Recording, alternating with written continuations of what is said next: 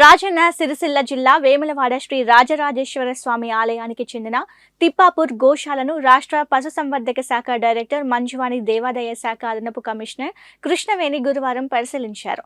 దేవాదాయ శాఖ కమిషనర్ ఆదేశాల మేరకు గోశాలలో పశు వైద్య శిబిరాన్ని ఏర్పాటు చేశారు.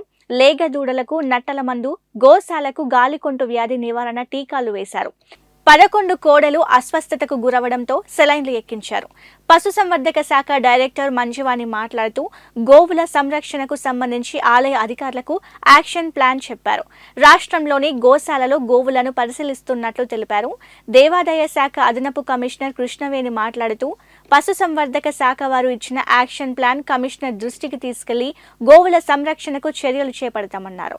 అవసరమైతే విశ్రాంత ఉద్యోగిని ఏర్పాటు చేస్తామని పశుసంవర్ధక శాఖ వారు చెప్పినట్లు ఆమె తెలిపారు.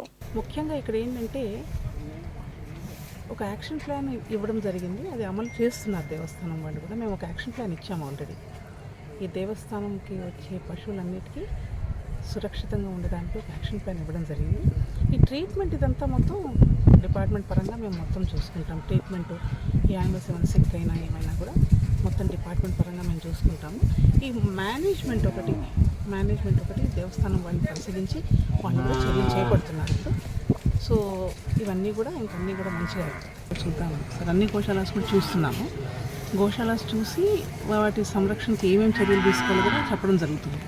ఇక్కడే కాదు, ఎక్కడ గోశాలాస్ ఉంటే కూడా అక్కడ అన్నీ కూడా పరిశీలన చేస్తున్నాం. ఎందుకంటే కనుక ఇది గోశాల అంటే సురక్షితంగా పశువులు ఉండడానికి ఒక మంచి స్థానం కాబట్టి ఇవన్నీ కూడా చూడటం జరుగుతుంది. వేములవాడ వాళ్ళ గోశాలను చూడడానికి కమిషనర్ గారు ఇన్స్ట్రక్షన్స్ ఇచ్చినట్టుగా జాయింట్ డైరెక్టర్ వాళ్ళ టీం అంతా వచ్చారు. అలాగే డాక్టర్స్ టీం కూడా వచ్చారు.